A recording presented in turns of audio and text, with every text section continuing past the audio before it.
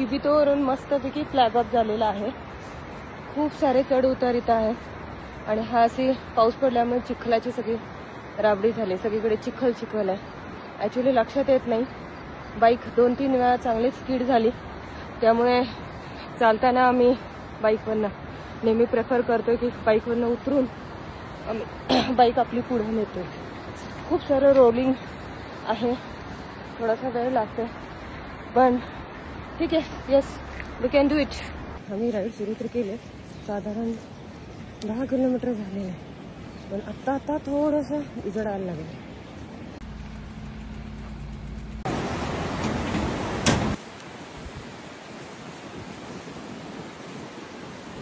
जवळजवळ 2 तास झालं या चिखलातनं चाललोय.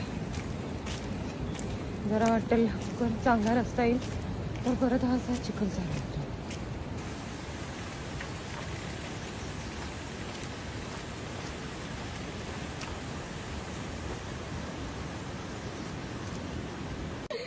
हँडल पूर्ण वर आली होतं, स्क्रू लूज झालता.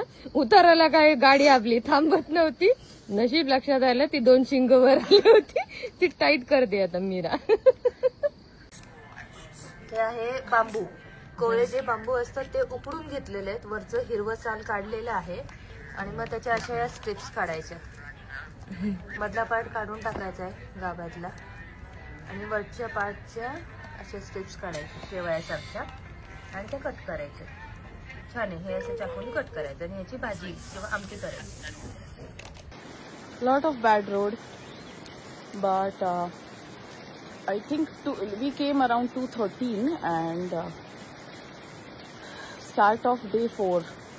It's going on 2 hours, 3 hours delayed than the original plan.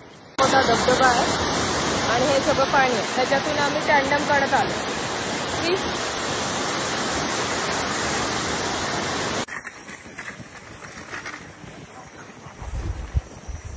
बहुत अच्छा. अच्छा, मस्त.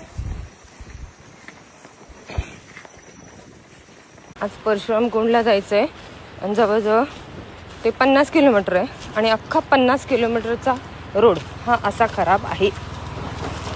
निम्म्यापेक्षा जास्त वेळ सायकल हातात घेऊनच जायला लागते. सायकलची अशी वाईट अवस्था झालेली आहे.